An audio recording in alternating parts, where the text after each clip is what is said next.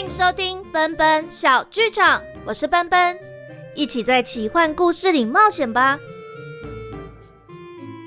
那在故事开始前，要先跟大家说声抱歉，奔奔最近真的有点太忙太累，连假日都要加班，导致我的身体有一点点状况，所以我就没有办法像之前一样熬夜赶进度。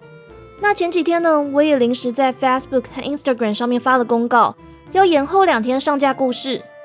之后奔奔还是会先努力保持好双周更的频率，等到我的正职工作不那么忙乱，或是自己的身体好一点之后，说不定又可以临时加开一点小故事，甚至还可以改回周更哦。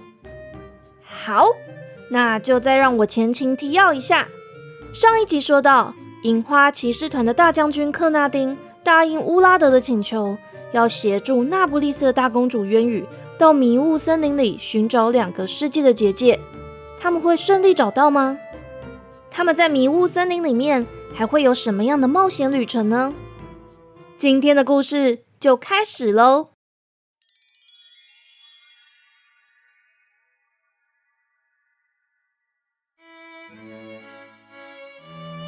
在迷雾森林外的营帐旁，骄傲地矗立着一面大大的枣红色旗帜，旗帜上画有国家的吉兽猫头鹰，这就是那不勒斯王国的国旗。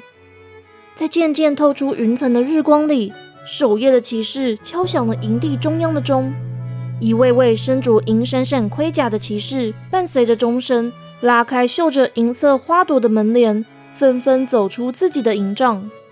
守夜的骑士打了个哈欠，对伙伴们挥挥手，没有提到前一夜来的贵客，就回到营帐里休息。而刚起床的骑士们则一如往日的坐在草地上，享用着伙房兵准备的牛肉三明治和热牛奶。他们随意谈天，有些人聊着远在家乡的家人，有人展示自己家乡男友或女友的来信，有些人则大言不惭地谈论自己未来的发展。我未来一定可以当上副将军，接下来就可以到克夫特王宫里面当禁卫军。另一个人故意回他，你都可以当副将军，那等渊羽公主成为女王之后，我想我也可以当上内政大臣。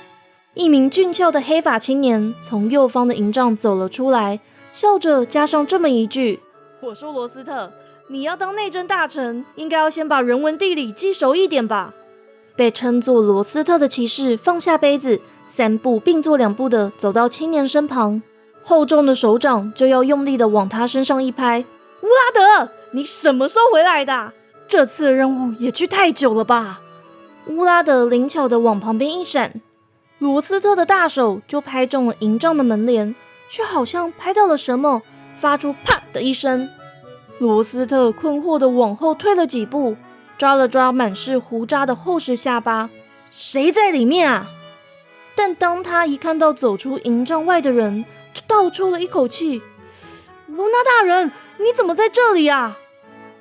卢娜抱着行李走出营帐外，还在暗自庆幸及时听到风声，挡下罗斯特热情的这一掌，就感觉到身旁的气氛在一瞬间变得严肃，而警戒地停下了脚步。所有人在加入银花骑士团前，都曾经到克夫特王宫里接受安博德里国王的册封礼，所以他们当然也认得渊羽公主和随侍在旁的卢娜。他们都了解，卢娜出现在这里就意味着一件事，渊羽公主居然到这里来了吗？罗斯特说出了众人心中的疑问。一开始说要当副将军的那位咕哝一声，王族不能擅自来边境啊，我看还是莉莉安小公主适合继承王位。唰的一声，乌拉德拔剑举向空中，打断了这位骑士的喃喃自语。骑士无声的张嘴，自知打不过乌拉德，谁知道乌拉德就只是举高宝剑，朗声往空中大喊，管他是什么理由，我们先迎接刚从玄剑国回来的卢娜大人吧。这句话马上化解了刚才的紧绷感，一阵欢呼声响遍营地，骑士们七嘴八舌地问卢娜各种问题。卢娜大人，我听说玄剑国1年有好几场比武大会，这是真的吗？在在你看来，他们的瑞刚王子和号称第一高手的莫伊，谁的武艺比较厉害啊？那个公主殿下真的答应那位王子的求婚了吗？卢娜被连连的提问弄得手足无措，无助地看向乌拉德。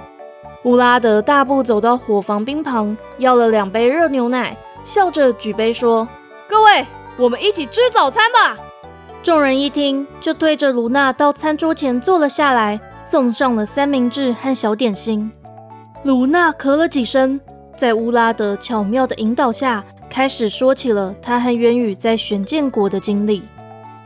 等渊羽踏出克纳丁的营帐外时，卢娜正说得兴高采烈：“哦，那个莫伊真的很烦，每次都想把我支开去比武。而那个瑞刚王子不止阴沉，还一直缠着我们公主殿下不放。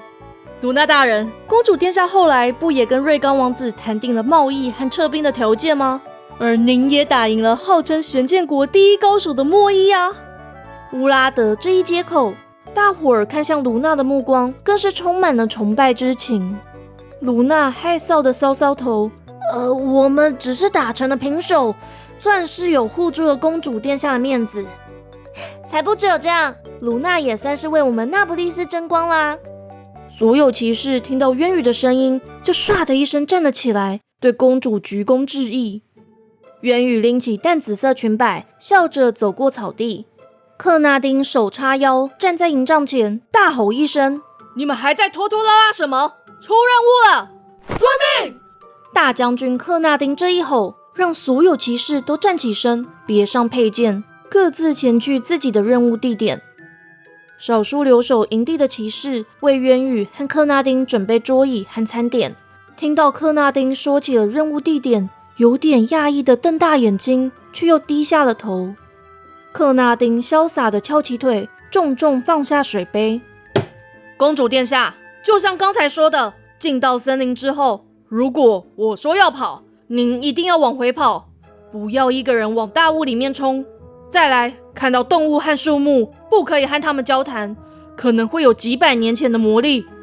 渊羽轻轻点头，放下还没吃完的三明治，在骑士们面前维持端庄优雅的姿态，站起身，走到自己的白马旁。克纳丁，你说的我都懂，这是我难得到迷雾森林里面探查的机会，再麻烦你和乌拉德带路咯。旁边的骑士听到公主的这番话，还有点半信半疑，却畏惧着克纳丁的威信而不敢说话。等渊羽一行人进到森林里面后，一开始说要当副将军的骑士咕哝一声：“我还是觉得像莉莉安小公主那种守规矩的王族才适合成为女王。”一旁的骑士推了他一下：“你少说点话啦！真的害怕就去写信给你最崇拜的莉莉安殿下，看看大公主到底是什么时候回国，又为什么要进到森林里面啊？”先前的那名骑士一听，就走到营帐里写了几个字，将信绑在猫头鹰脚上。灰眼，直接把信寄给莉莉安殿下身旁的侍女。灰眼歪了歪头，啼叫几声，就往那不勒斯的王都克夫特的方向飞去。这天的阳光充足，照亮了迷雾森林。兔子在草丛跳跃，远处还有几只鹿好奇地盯着这2白马、1棕马和1黑马的组合。一只刚冬眠完的熊睡眼惺忪地走出山洞，有点凶猛地打量着他们。但他一看到乌拉德手里的宝剑微微出鞘，就缩成了一团，往别的地方找食物吃了。渊羽兴奋地四处张望，看五颜六色的花朵和青翠的草地，深吸了一口气。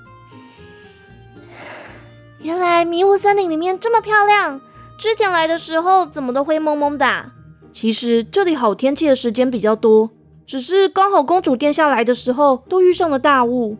乌拉德回答，看渊羽还在东看西瞧，不禁摘下了一旁低垂的艳红桃花。但一意识到克纳丁和卢娜的视线，他就把桃花塞给卢娜。卢娜只好把花别在自己棕马的耳朵旁。渊羽一转头，看到棕马耳朵上的花朵，就笑了出来。卢娜，你什么时候这么喜欢帮你的马打扮啦？卢娜搔搔头，不知道要怎么说出这花可不是自己摘的。渊羽就又往远方一指，那棵大树的叶子怎么是黄色的啊？乌拉德很庆幸话题被转开了，特别热切地说，那个啊，就是800年大树，传说是开国君主科尔特种下的，您要不要？他的话还没说完，渊羽就挥动缰绳，白马带着他往大树奔去。公主殿下，你要去哪里？公主殿下，等一下！白影，你要去哪里？赶快停下来！在其他3人的惊呼声中，克纳丁用力的踢马侧腹，迅速跟了上去。渊羽的白马在100年大树前绊了一下，克纳丁及时挥出马鞭，缠住了白马白影的脚，稳住了白影的动作，又一溜烟的跑到渊羽身旁，扶住他的背。发生什么事了？渊羽惊魂未定的喘着气。我也不知道，身体不自觉就动了起来。他稳住情绪，对克纳丁和慌张跟过来的乌拉德和鲁娜笑了笑。大家不要担心我没事。这棵树真的好漂亮，好像一颗大蘑菇哦。他本来是想让大家放心，而抬头看向大树，但目光却不自觉被树上鲜黄的叶片给吸引住了。他甚至还觉得微风吹过树梢的沙沙声，都像在和自己打招呼一样。公主殿下，可是我不管怎么看，都觉得这就是一棵普通的树啊。鲁娜困惑地问。渊羽却没有回答，只是对大树挥了挥手。那棵树就微微低下枝芽，好像在回应渊羽。乌拉德拉了拉渊羽的红斗篷，低声说，公主殿下，我们还是先离开这里。但他的话还没说完，一片叶子突然轻轻巧巧地飘了下来，落在渊羽的手心里。渊羽看到叶子上有一行行银蓝色的字迹，就眯起眼睛，试图辨识上面的内容。2个礼拜后，不对，是10天后。奇怪，怎么我每念一行字就会被划掉啊？新的字出现了。6天后就是王子生日，记得到迷雾前，我会帮您。字又被划掉了。现在改成千万不要过来。可是后面又说记得要到这里，到底是要我去还是不要我去啊？这到底是谁留给我的讯息啊？颜若，诺，是诺特留的，是来自魔法师的讯息吗？鲁娜跟着凑近一看，乌拉德则后退了一步，被克纳丁瞪了一眼。我看这上面没有字啊。鲁娜，你看清楚一点，叶子上面不是有发光的小字吗？没有啊。那乌拉德，你来看。乌拉德这才上前接过树叶，和克纳丁一起端详起来，却没看到渊羽所说的光芒和小字。渊羽看到他们的表情，有点泄气的转过身去。乌拉德赶紧安慰他，公主殿下，说不定是因为您使用过宝盒，所以就只有您才可以看得到啊。渊羽淡淡一笑，接过叶子，仔细地放入马背旁的小布袋里。乌拉德又继续说，您之前说过结界是一道大雾，在大雾旁边有一条河，但我昨天还没找到那个地方就和您走散了。您可以再描述一次那条河的特征吗？渊羽点点头。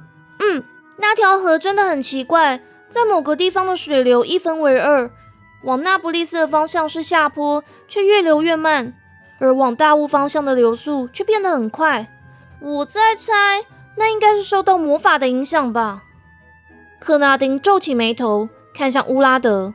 乌拉德，难道公主殿下说的是少数人才能遇得到的魂之泉吗？乌拉德恍然大悟，双手一拍，公主殿下，您是说去年我发现您的地方吗？对，就是那里。但什么是魂之泉啊？乌拉德还没回答渊羽的问题，一边耳朵就被克纳丁拉住了。原来你去年说要带玄剑国人到边境，其实是要带公主殿下过去啊。克纳丁，那天真的是意外，还好有乌拉德为我出谋划策，我才可以顺利回到玄剑国的索沃城，并跟波迪里奥城主说明真相啊。克纳丁松了手，乌拉德就刻意在马背上连连鞠躬，感谢公主殿下赞美。说完，乌拉德又严肃了起来。其实，在迷雾森林里面不只有一条河，但有一条特别怪异的，就被称为魂之泉。据说很少人看过它，常常还来不及听到水流声，就会被卷进漩涡里。我们银花骑士虽然知道位置，但往往会被迷雾误导方向，得要花上数天的时间才能抵达。而且，就您刚刚念的内容听来，那位魔法师也不希望您过去。就算是这样，您还是要去吗？渊羽毫不迟疑的点点头。我总是要再试一次，才会甘心回到王宫。而且答应他，精灵王子一直在等我。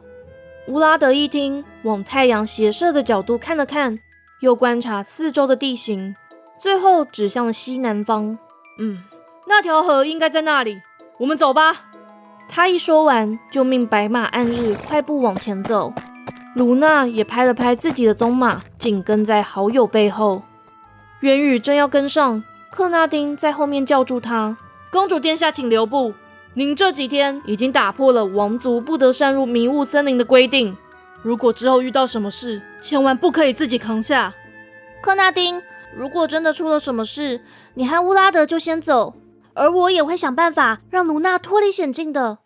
渊羽嫣然一笑，把稍微松脱的黑棕色发丝系在耳后，拉上了红斗篷，命白马跟上前头的两位骑士。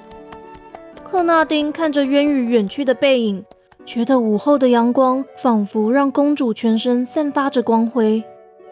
他一向知道大公主渊羽的个性比小公主莉莉安还要天真，行事出人意表，但却爱护每个下属。于是他用力挥鞭，要黑马跟上他认可的公主。他们在森林里走了好几天，而大雾总是在黑夜降临时慢慢包裹住一切。他们会在大树旁搭个简单的露天棚，卢娜和乌拉德会升起萤火，克纳丁为渊羽铺好简单的床铺，又紧紧握住公主的手，让她温暖一点。但渊羽总是半睡半醒，他会悄悄起身，拿出他和丹影在金色瀑布前的画像，蜷缩在大树下。他看着迷雾外隐隐约约闪烁的星星，想着色彩斑斓的蘑菇森林和调皮的蘑菇精，想着什么时候可以再寄奇幻仙子的物品给老城主，想着思念祖母的魔法师。而他时常想着的就是精灵王子丹影。他在忽明忽灭的萤火里看着自己和丹影的笑脸，好希望可以实践诺言，一起到另一个世界旅行。但他已经失去了饱和，没办法在两个世界间飞翔了。乌拉德总是会在渊羽起身时醒来，远远看着渊羽时而快乐时而悲伤的神情，但什么话也没说，只是在白天要出发前送给渊羽一些用树叶折的小兔子，或用树枝编的蘑菇秋千，想逗公主开心。到了第6天清晨，他们的爱马踩进软烂的泥土地里，艰难地往前走，而他们也终于看到了眼前湍急的河水。渊羽兴奋地下了马，跑到泛着雾气的河水边，看到右边的水流往那不勒斯的方向减速，而另一边的水流则迅速地奔往大雾里。就是这里！原来这就叫魂之泉啊！卢娜跟着走到渊羽身旁，往左边一看，却困惑地搔搔头。公主殿下，可是我就只看到一道高墙啊，哪里有大雾啊？有啊，就在那里。而且你看，还有金色的门框哎，就跟魔法师那个时候要送我们到圣特雷的时候一样啊。渊羽拎起裙摆，往左边快步走。乌拉德和克纳丁面面相觑，他们也看不到渊羽所说的景象。克纳丁翻身下马，一个箭步就牵起了渊羽的手。公主殿下，失礼了，请让我跟您一起过去吧。渊羽点点头，带着克纳丁往只有他一个人才看得见的大雾和金色门框走去。乌拉德突然警觉地挺直背脊，往右边看去。鲁娜大人，您有没有听见马蹄声？鲁娜手握剑柄，略蹲马步，也直盯着右边看。有4匹，6匹马往这里来了。牵着渊羽的克纳丁也听见了，而在另一手紧扣暗器。渊羽带着克纳丁走到门框前，门框里黑漆漆的，什么也看不见。他往里面大喊一声：“魔法师先生，是你吗？”门里就突然间绽放出银蓝色的光芒。渊羽看着光芒，忍不住往前走了几步。